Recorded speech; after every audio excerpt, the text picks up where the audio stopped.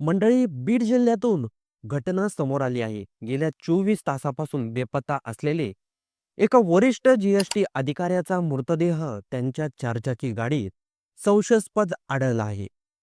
ही घटना समोर येताच संपूर्ण बीड जिल्ह्यात एकच खळबळ उडाली आहे.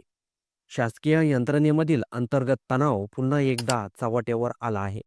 मृत अधिकाऱ्याचं नाव सचिन नारायण जाधव असून त्यांचं वय 44 वर्ष होतं. ते बीड येथे वस्तू व सेवा कर म्हणजेच जीएसटी विभागात अत्यंत महत्त्वाच्या पदावर कार्यरत होते. ही संपूर्ण घटना नेमकं कशी घडली हे समजून घेणं अत्यंत महत्त्वाचं आहे. काल रात्री सचिन जाधववर हे कामावरून घरी परतले नाहीत. नेहमीप्रमाणे वेळेत घरी न पोहोचल्यामुळे कुटुंबाने काळजी वाटू लागली. त्यांचा मोबाईल फोनही सतत बंद येत असल्याने कुटुंबाने नातेवाईक, मित्रमंडळी आणि कार्यालयीन स्तरावर शोध घेण्याचा प्रयत्न केला. मात्र कुठेही त्यांचा ठाव ठिकाणा लागत नाही.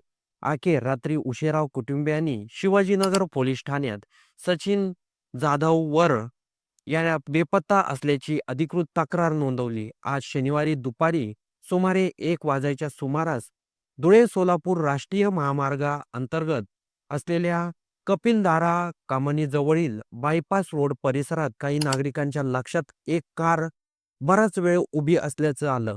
संशय आल्याने त्यांनी पोलिसांना माहिती दिली.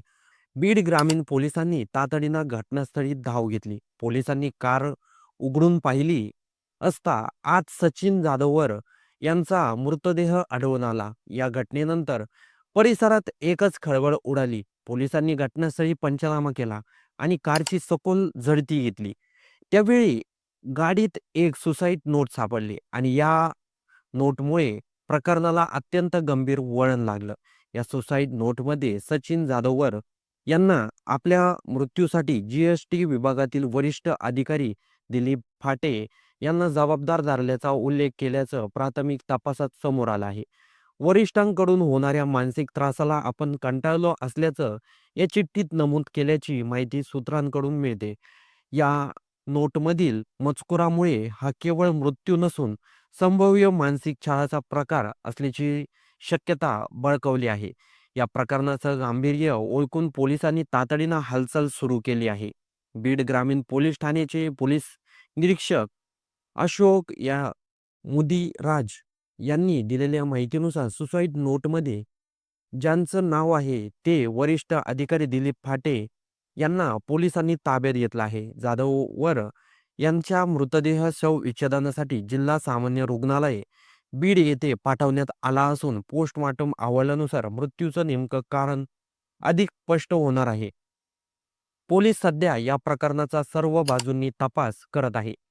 जाधववर आणि संशयित वरिष्ठ अधिकारी यांच्यातील गेल्या काही दिवसातील संवाद, फोन कॉल्स, कार्यालयीन पत्रव्यवहार आणि अंतर्गत तक्रारीचा सखोल चौकशी सुरू आहे.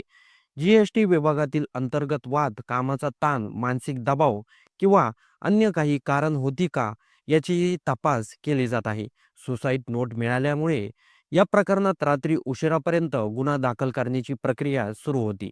या घटनेमुळे बीड जिल्ह्यात मोठी खळबळ उडाली आहे. एक जबाबदार, अनुभवी आणि वरिष्ठ पदावर असलेले शासकीय अधिकारी जर आपल्या वरिष्ठांच्या कथित त्रासामुळे इतका टोकाचा निर्णय घेत असेल, तर हा विषय केवळ एका व्यक्तीपुरता मर्यादित राहत नाही. हा प्रकार संपूर्ण शासकीय यंत्रणेसाठी गंभीर इशारा मानला जात आहे. कार्यालयीन छळ, मानसिक तणाव आणि कामाचा दबाव याकडे किती गांभीर्याने पाहिलं जातं यावरही प्रश्नचिन्ह उपस्थित झाला आहे. सध्या या संपूर्ण प्रकरणाचा पुढील तपास बीड ग्रामीण पोलीस करत आहे. पोस्टमॉर्टम रिपोर्ट, सुसाईड नोटची सत्यता, साक्षीदारांचे जबाब आणि विभागीय चौकशी या सगळ्यांच्या आधारे पुढील कारवाई ठरणार आहे. या घटनेत नेमकं काय सत्य आहे, कोण जबाबदार आहे आणि न्याय कसा मिळणार हे येत्या काही दिवसात स्पष्ट होईलच. मात्र सध्या तरी घटनेने बीड जिल्ह्यात आणि प्रशासकीय वर्तुळात तीव्र अस्वस्थता निर्माण केली आहे. तर या प्रकरणाबद्दल आपलं काही मत असेल तर ते कमेंट बॉक्समध्ये नक्की नोंदवा आणि जाता जाता आपल्या होऊ द्या चर्चा चॅनलला सबस्क्राईब नक्की करा.